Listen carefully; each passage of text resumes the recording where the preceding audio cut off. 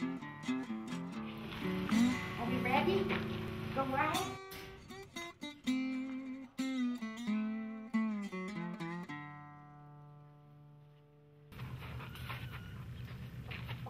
You gotta get it.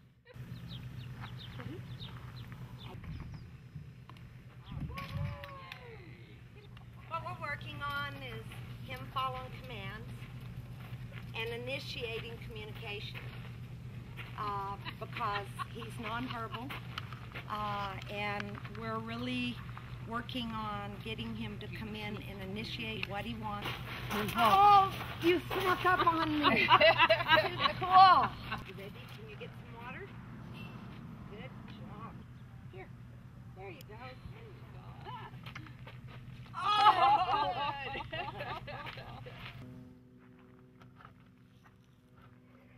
All right.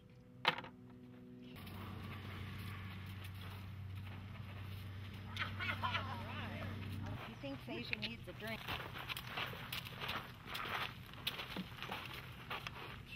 And Asia didn't want a drink. Love when this stuff happens. Ready? 1, 2, 3.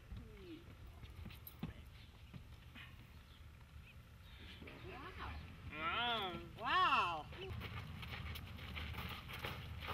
Donald came to us about almost 8 years ago, and he could not sit on a chair or in his wheelchair without being strapped in. If you never learn to walk, which he's never been able to walk since birth, you never learn balance. He can't move his legs, rotate his hips out very far. His muscles in the legs and the arms are very much drawn up. And when we take him off of the horse after he's ridden a session, it's totally relaxed the muscles. All the sidewalkers do is they watch when his balance is off, and we call it the Donald shove. One of the things, being in a wheelchair all of his life, he's had to adapt that the head is basically a pretty heavy bowling ball on a stick. So if he doesn't keep his head over that stick in alignment, you'll see the head go, then the whole balance goes next. Move this shoulder forward. Forward. There. Okay?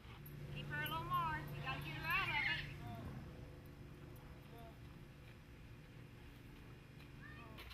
And Yeah, he did good. that's a lap and a half. The things that we're working with James on are communication, appropriate behaviors. When James first came here, he couldn't, just wouldn't engage with holding his own reins or take any responsibility for the horse. He's learning a lot of things like consequences of his actions. Like if he lets the reins go, the horse is going to go wherever it wants to. Using the therapeutic riding to help him break those patterns that he has of handshaking or repeating certain movements.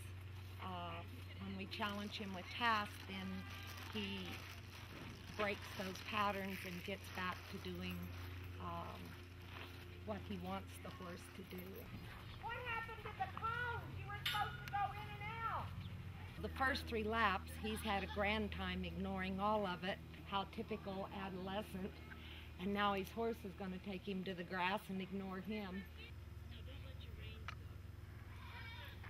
He's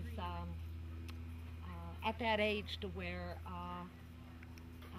no teenage boy likes to be told what to do.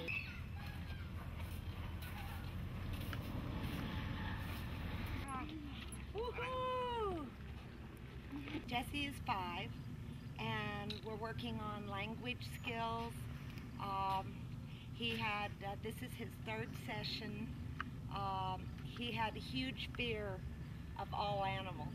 Motor movements, we'll be doing a lot of work today with rings, eye-hand coordination, following instructions, verbalizing English or Spanish, Jesse's bilingual, and getting him to commit and the horse. And what I'm really amazed is he's just picked up the reins, which we've totally ignored, nor would we touch the horse and feel anything about him.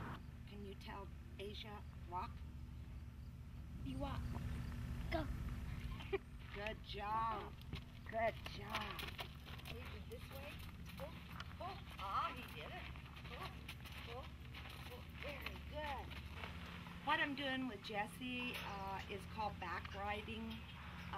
We don't do this very long, but sometimes with small children that have a lot of fear, this is the best way to quickly get them comfortable. This is his third time on a horse, and the first two he insisted that I hold him the whole time.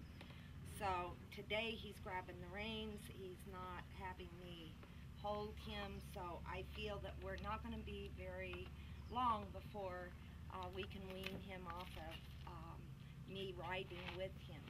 Also, I always debate whether I should be wearing a helmet or not, and truthfully, yes, we should all be wearing helmets when we ride, but I find that I can't ride with him because of the two helmets, and it makes it hard for me to watch him because I'm always avoiding my helmet with him. I'm being told we need to go play with the rings. Hit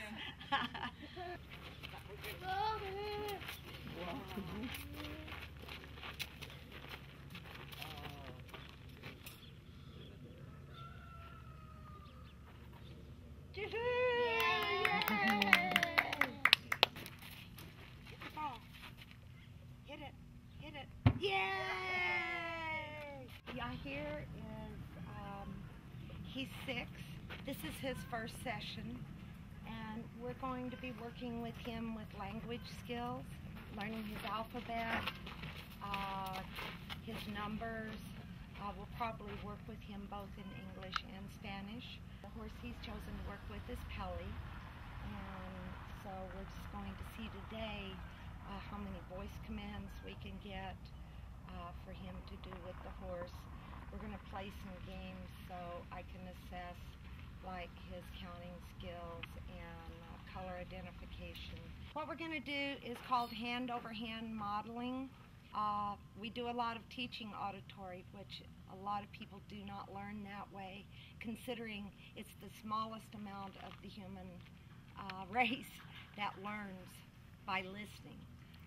Then you have a percentage of human beings that learn by seeing something or observing it done.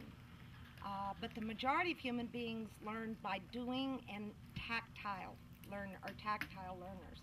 So what we're going to do with him is have his sidewalkers do hand-over-hand modeling so he can start learning the use of the reins. And there's been a lot of research done about when hands cross over the midline. There's a lot of things that we do physically that stimulate us mentally. And that's one reason that therapeutic riding works, is because there's so much that the body is having to integrate and learn all the time. I think if we could wire the brain and take a look at what's going on, we would see it lighting up pretty profusely when we're riding. We're going to teach him 2 hands first because that's giving him more objective than neck reining. Now we're going to take Pelly that way around the barrel and back, okay? Can you do it? Okay, you ready? What do you do? Pull on the right rein. Oh, perfect. Pull, pull. Good.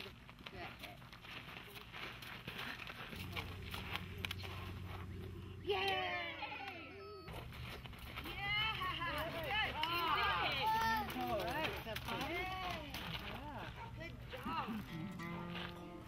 Nod your head.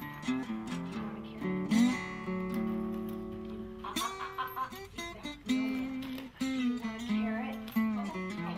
Yes. Yes. Okay. Good job. All right.